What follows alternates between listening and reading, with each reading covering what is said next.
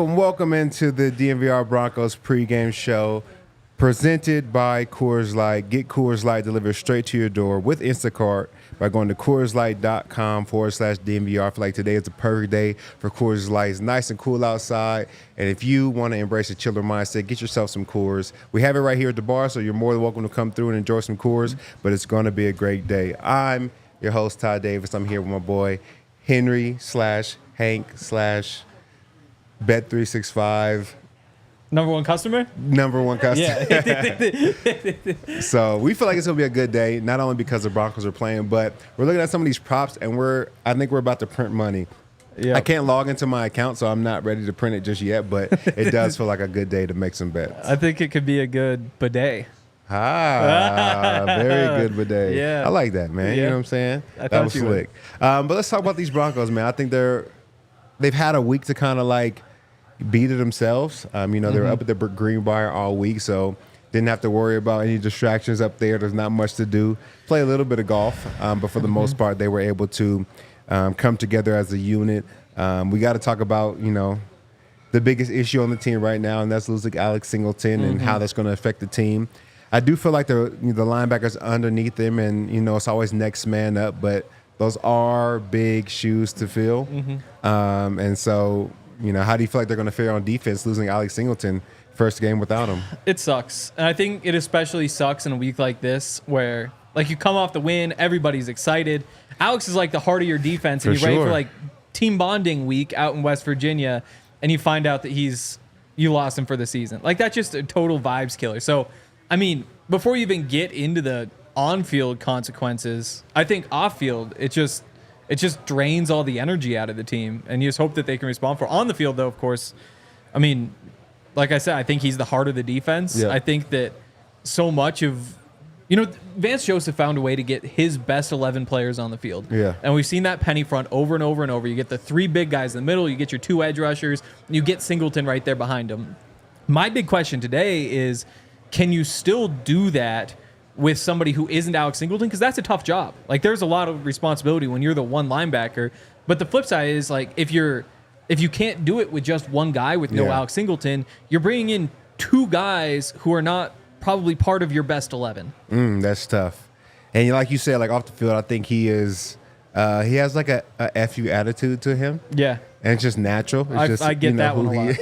Who he is. I think that the defense, like, you take on the attitude and the energy of your Mike linebacker, and I think they've been playing like that to start the year, and that's exactly how they need to play. Like, doesn't matter who you are, doesn't matter if we're a home game or away game, we're going to come in, we're going to smack you in the mouth, and hopefully we can be dominant for, all 60 minutes of this game. I think they've been playing really well like that. You talk about, making adjustments. Next guy's up. Who do you think is going to replace him this game as the linebackers? I think it's Cody Barton. Okay. I mean, we've just seen so often that there's one linebacker on the field. Yep. I think that's him. And then they go two linebackers. Who do you think it'll be? It's probably still Christian Welch. Okay. I would go Justin Sternad. Yep. Lavelle Bailey is active today. Okay. Probably just taking special teams reps, but I would love to see him get some run. If I was trying to win a football game, I'd get Justin Sternad out there as much as possible. Cody Barton right there with him. But I think to them it's Barton and Welch off the top. Okay. See, I think it's going to be Barton and Sternad, and I got to be honest, I know I'm right because I've already got inside information that it's going to be Barton and Sternad. Nice. So I was kind of setting you up there just to see if you would get the answer right or not. But if my sources are correct, it'll be Barton and Sternad when they do have two inside linebacker sets. So I'm excited. I think both those guys can really play. Sternad did a great job in the preseason showing you what he could do when he's in the game. I think Barton's going to do well if he does wear the green dot of getting everybody lined up. He knows his job. He knows how to execute. And in the passing game, I think he's one of the best linebackers they have, understanding where to drop, how to drop based off of different concepts in the passing game. So I think he's going to do a great job, man. So a little bit of inside information right there, but it'll be good to see the linebackers eat today. I'm so happy to hear that. Justin Strnad needs an opportunity. He's been working hard, right? Yeah. And preseason, he looked incredible. So, again, I don't think of him as the most physical football player. Yeah. But then in that preseason game, he lays that hit, forces the fumble that Kedron Smith recovers, and then all of a sudden, like my one probably biggest knock on Justin, outside of like he's inexperienced, but that's not his fault. Like all of a sudden, that's kind of washed away, or at the very least, we're questioning whether that's true. So I'd love to see him get some run. Yeah, and it's like I talk to my son all the time. That's good because he's a tight end, and they have him like blocking a lot. And I would just say like, if they feel like you can't block, I think you have to block better more often, because as soon as you make one bad block, they're like, see, I told you couldn't block. Exactly. You can have 9 good blocks. And Justin has been playing physical for years, but you just see one play, you're like, oh, I knew he wasn't physical. Exactly. So it's important to be like consistent with that kind of stuff, and I think he'll get it done today. Yeah. And I did talk to my source early in the week, so if something changed after now we you're talked. hedging your bet. Yeah, there we go. You know what I'm saying? I always got to, throw that out there. But outside of the defense, let's talk a little bit about the offense, man. I feel like the offense, figured some things out last week. And, the Bucs can say they weren't prepared, or, they took them lightly. It definitely felt different on the offensive side of the ball, from the O-line to the running backs second half. And then also, the wide receivers came to play. Do you feel like the Greenbrier helped them this week, or do you feel like it just changed the game a little bit too much for a young quarterback? I think it's a good thing. I think it just forces you to spend time with your teammates. And I think I think Bo has a good relationship with all the receivers. I have no reason to think that he has bad relationships with anybody. Yeah. But still, I mean, he's only been here 6 months. So while it's awesome to get your throwing camp in the offseason, I just feel like the more of that sort of stuff, the better, and I'd imagine you get more of it. And I'd imagine it's also much easier to fix problems after a win, because when you go up to, say, Troy Franklin made a mistake and you say, hey, you can't be doing this, it screwed things up. Like, after a loss, it just seems like that'd be kind of painful. Versus after a win, it's more of like, hey, look, we did well. We could have done even better. And you're doing that at a resort. Like, it just seems like the vibes have to be awesome. Yeah, it definitely feels different after you win. I think everything's not as big of a deal. Like, I don't know if that's a good thing or a bad thing, but it seems like everything's just better than it was. Even if you were having a bad season, like once you get a win and it feels like, hey, the year's not that bad, or we didn't play that bad the first 2 games, and it feels like everything is kind of on the up and up. For this team being young, I don't know if that's a good thing, because you want the pressure to be on, because I think the fear of going 0-3 is what sparked that game last week. So you want them to feel that pressure. So hopefully they were able to keep that pressure on them, and hopefully they come out on fire and ready to go, because it's a good opportunity, man. This is a good Jets team who seems like they're figuring things out. Our O-line has to come with it. I know we had 7 sacks last week. The Jets also had 7 sacks last week against the Patriots. So they're no slouch of a team. I think McDonald on the outside has 5 sacks already this year. It's going to be a very, very good unit that our team is going up against. Quinnen Williams in the middle. It's going to be a tough outing for this offensive line, and I'm ready to see them step up and make some plays. Big news, though, is that C.J. Mosley is not playing. So all of a sudden, they lose a linebacker, we lose. Exactly. I'm curious, who do you think, what's the bigger loss? Because ours. I think so, too. Yeah. I think Mosley, again, he's a Pro Bowl linebacker. Yes. He probably is, in a vacuum, a better player than Alex. I think it's closer than a lot of people would like to. Right now, I wouldn't say that. I think the first 3 games of the year, watching both film, I wouldn't say that. And I think that we run a lot more 1 linebacker sets. They run a lot more 2 linebacker sets. C.J. Mosley is the leader of the team, but on paper right now, he's not leading them in tackles. It's the other linebacker. So I would venture to say that Alex is a bigger loss. And I'm not going to argue with you. For us, it's a season-ending loss, as opposed to C.J. Mosley will probably be back. And just next the difference in depth. Yeah. Where, again, I'm really excited for Justin Strnad to get an opportunity. At the same time, we have no idea what we're going to get out of any of these linebackers today, which is a lot of fun in some ways, but also, I mean, it's a little bit terrifying also. Yeah, no, it's a little nerve-wracking, you could say, just because you want everybody to do well, but until you see it, you actually don't know, like you said, what you're going to get. So I think you're just hoping for the best sometimes, and hopefully we get their best. Hopefully. I would love to see some Lavelle Bailey. I don't think we're going to get him today. It just makes way more sense for his first opportunities to be on special teams. Then you can't build from there.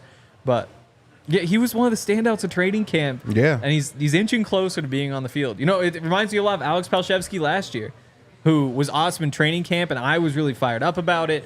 And he shows up in the first game, and he looks awesome. Oh, and so now you he called gets another one. You called this last year, is what you're saying? Oh, I called this. I called this. I called Jaleel. I called Nate Adkins. Wow. This year I didn't. I feel like I wasn't. I guess Lavelle was my big guy. Yeah. I don't like saying it like that. But yeah, I hope Lavelle makes a play on special teams so that the Broncos feel like they need to be getting him up there in that role at least. A young TD moment where he just goes and makes a big hit on special teams. All of a sudden he's a 2,000-yard rusher. Yeah. Hall of Famer. No, I think he has a lot of promise. He's just young, you know. But I think, and I hope that, you know, the time he's had just to sit back and not have to worry about playing, like you're all in on game plan, you're all in on understanding your assignment and just being able to prepare for your moment without having to have any of the added pressure of actually going out there and taking snaps. I really hope that sped up his like learning process, because he's a smart player. He is. Now it's just all about putting it together and playing well. Yep. Let's go back to offense, talk about Palcho a little bit. Second start, graded out really high last week, had a really good game. A little bit more of a challenge. There's a little bit more of a pass rush this week. How do you think Palcho's going to do against a little bit better pass rush as opposed to the guys he played last week at the Bucs? It's going to be a test. At the same time, he did his job really well last week. In training camp, in practice, it's a lot like Nate Adkins, where he just, if his job is to block a guy, he blocks him. Like it just always works out. Like, it's just so rare you see him get beat. Now, it's going to be different because even in practice, I'm not sure the Broncos have a rusher like the Jets have, you know? So I'm curious to see how he does. I think I'm very optimistic is what I'll say. All right. But how surprised can you be if he just gets torched, you know? Like, you'd be disappointed. I would be very disappointed. Yeah, more than surprised. It's Yes. like when your parents, you do something, your parents are like, "Oh, don't be mad." You're like, "I'm not mad. I'm just disappointed." Yeah. You know, not mad. Mad would be surprised. Yeah. Yes. What if he's really good? I think that's the what you start talking about after this game. Like, if he has another successful game, you start thinking like, okay, if McGlinchey is healthy, like you start playing those games like, okay, we want you to be really healthy, not just healthy enough to play. Like, we'll keep you out until you're just like ultimately like at your peak performance, and really kind of like delay it until Palczewski messes up. So I think the hot hand always plays. I think so too. And I think, again, we're getting ahead of ourselves. We'll have a chance to talk about this stuff, but you're just in such a strange situation where Garrett Bowles' contract is up at the end of the year. Yeah. He's also the only guy you have who's like a true left tackle. Yeah. So out of him, McGlinchey, and Palczewski, next year, so you could trade a McGlinchey, and his entire $17 million would be guaranteed next year for the new team. But you can't just cut him, so you'd need to find a trade partner. Like, you could trade Palczewski. I don't think you'd want to because he's young and cheap and exciting, but that's why there'd be value. You could even trade Garrett Bowles at the trade deadline since the contract is up. You just wind up in this really weird situation because there's so few teams that have three good tackles. Yeah. And again, we're getting ahead of ourselves, but I really liked what I saw from Palczewski. I've really liked what I've seen from over the course of the past couple of years, and I'm not going to be surprised at all if he goes out there and looks awesome again. Well, let's see. Before we get too ahead of ourselves, let me again tell you about our friends over at Coors Light. This DNVR Broncos pregame show is brought to you by Coors Light. Between work, social media, and the choices life throws your way, it's no wonder we're more worked up. Coors Light celebrates rising above and choosing a chill mindset. It's all about being chill. It's brewed chilled, it's lager chilled, and you know it's the perfect temperature when those Rockies turn blue on the cans, and we'll be enjoying some here at the DNVR bar. So if you want to come join us and buy us a Coors Light, I wouldn't say no to somebody buying me. I know your hero will take a Coors Light if somebody buys it for him. So cheers to Coors, and if you want Coors Light delivered straight to your door, go to CoorsLight.com/DNVR. Celebrate responsibly. Coors Brewing Company in Golden, Colorado. Now, we got a little bit of a video from our boy Zach. He's there live in New Jersey. Isn't that technically dumb? Isn't that dumb? Yeah. Why do they get to call themselves New York? I know. They're both in New Jersey, though. What if they were the Colorado Springs Broncos? It's just stupid. But they call themselves the Denver Broncos? Yeah. That is kind of trash. Well, I guess we're in Inglewood, technically. Like, the training facility is in Inglewood. The stadium's in Denver. Their stadium is in New Jersey. New Jersey. And that's the thing. It's like, I guess the 49ers are Santa Clara, not San Francisco. Yep. But at least you're they were, though. Yeah. They were. They just moved. Yes. Yes. And, like, you're in the area. Like, you're talking different states. New York was also, like, in New York. They went to a different state. There are a different state, though. That's the thing. State is a big difference. Well, let's hear from Zach. He's live in New Jersey. He has some words of wisdom for us. What's up, Zach? New York, beautiful New York, where you think of Broadway, Times Square, the financial district, Wall Street, so many awesome things. One of the greatest parks in the world is Central Park. No, scratch all of that. This is miserable. We're out here in New Jersey right now where it's dumping rain, no sun in the sky, in the middle of nowhere out here in New Jersey. This is setting up for a miserable game. And I think that benefits the Denver Broncos because this miserable weather is only going to slow Aaron Rodgers down. The Broncos probably weren't going to win this game 48-47. So a high-scoring game, I think, benefits the New York Jets. So let's keep this misery going here in New Jersey, where the Broncos somehow are playing the New York Jets out here in New Jersey. Miserable. Absolutely. I had a terrible Uber ride to get to the stadium. Today's been miserable, waking up at 5 a.m. It's raining out here. I'm pissed off, so the Broncos better give the Denver Broncos better give me and you and Broncos country a dub today. Let's eat those dubs today, boys. And again, miserable out here. Bo Nix's weather potentially coming from Oregon, rainy. He's used to this, and you hope the Jets aren't. Jets are going to be without one of their stars, C.J. Mosley. That's good news for the Broncos. And interesting news from the Broncos coming down from the inactives. Devon Vele, a healthy scratch.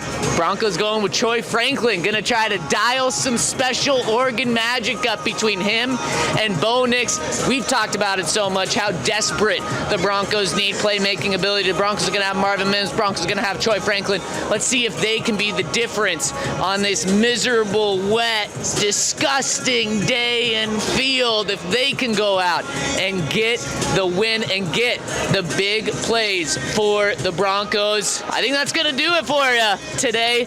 Man, I mean, we're seeing Will Lutz down here kick field goals right now. He's looking good, so that's good, but the conditions are going to play a factor in this game. The weather was supposed to slow down about 2 hours before the game. Well, we're looking at about an hour before the game, and it's still as miserable as can be out here in New Jersey. Why are they the New York Jets? We're out here in Jersey right now. And did I mention it's miserable? Let's hope the Broncos make a good game out of this miserable condition. And thank you for listening to me vent right now. Let's see some Bo Nix magic. Let's Bo, baby. Let's Bo, Zach. It sounds like you're having a great time out there and you're enjoying yourself out there in New Jersey. It looks fun. Yeah, it looks really fun. I think he had like two things that he wanted to say, and then just kind of was just saying whatever came to mind for New York state of mind, man. So true. Having New a good Jersey time. State of mind. New Jersey. Yeah. But he did say that Vele is a healthy scratch. He's not playing today, so Troy Franklin will be out there for the Broncos. I know Vele, they were very high on him to start the season. Coach Payton felt like there was a lot of things he could do with Vele and a lot of ways that he could use him. Pause, no diddy. But just he had a lot of versatility out there on the field. And, for him to be a healthy scratch, it does mean something. It does mean something as far as, Troy Franklin being the guy that could, use his speed to be able to, create different matchups on the field. So I'm excited to see how they use him, especially against a very good, Jets secondary. Yep. I think it's a good thing for Troy Franklin. I think that it shows confidence in Troy Franklin because I don't think they're down on Bailey. No, you got to be a little down. I mean, he's been hurt. Yeah. I mean, there's maybe a little, but I think more so you're deciding whether you want Franklin or Vele for this game, and they decide Franklin. And based on everything we'd seen up until Vele got hurt, it was Vele by a mile in that competition. So I think that they must see something they like. I think that you're calling up Lavelle Bailey. I forget who the other guy they're calling up is. I can't remember off the top of my head. But the point is, you don't have all these roster spots. Yeah. And it makes sense that in a situation where you're trying to simplify the offense, you're trying to not run so many different people out there, you don't activate Devon Bailey because you have to make cuts. In the same way we didn't see as much Greg Dulcich last week because when you have to narrow down your personnel, this is just what it looks like. Yeah, and I think it's a good option because when you talk about the wide receivers that we do have on the Denver Broncos, Troy Franklin and Vele, I feel like are completely different players. Yeah. As opposed to Vele is similar to Tim Patrick and similar to Reynolds. I think that Franklin is like the missing piece to add something different to the offense. So it changes the dynamic of the offense instead of having three receivers that are kind of similar, kind of same build, kind of same body type that kind of do the same thing. So it should be an added, wrench in the Broncos offense. Kind of like Bidet.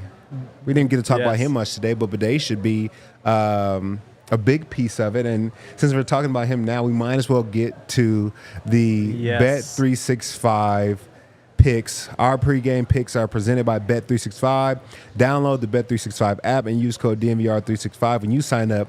Choose your offer and find out why, whatever the moment, it's never ordinary at Bet365. Now, Bidet is two of our three picks because we honestly feel like this will be a pretty good game for him. And these feel like easy picks.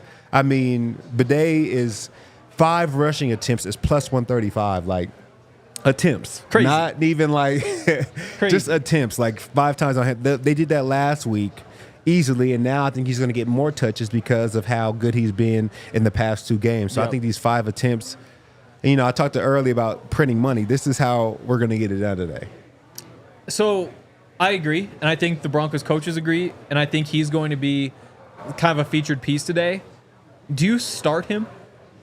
Do you give him the first snap knowing that, or do you let Javonte start because he's, your starter? No, you start him. I think so too. I think he's earned it. Just like towards the end of the season, Jaleel started the last game because he had earned it. He had just been performing well. So why not get him started early, get his energy up, what I'm saying? Let him feel the moment and get going.